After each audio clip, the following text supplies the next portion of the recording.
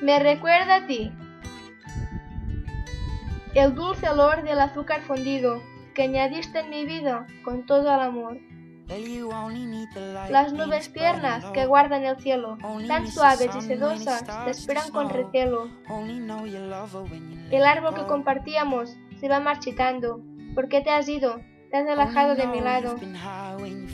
La hierba fresca me recuerda tu fragancia, con el aroma de la naturaleza, libre y pintoresca.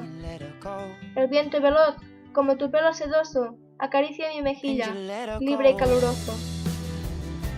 Los pajaritos inocentes, con el oleaje de sus alas, me susurran que no llore, que no extraña nuestras baladas. Las hormiguitas me enseñaron fortaleza en todo modo, aunque sea la sencillez lo que lo resuelva todo. Ignoré tus palabras, ignoré también tus besos, malgasté tus sonrisas sin saber tus pensamientos.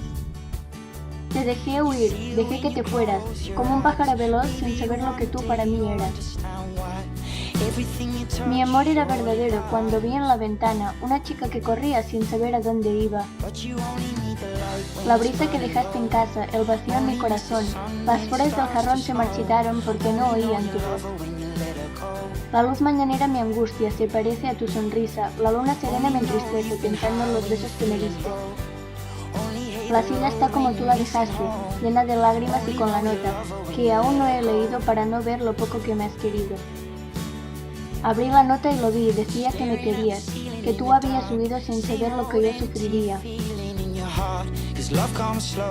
Que las nubes eran blancas por el poder de mi alma y que el sol era de fuego que irrumpía la calma. Lloro ahora y cada noche y por eso escribo eso, para que de mi último aliento tengas un sencillo recuerdo.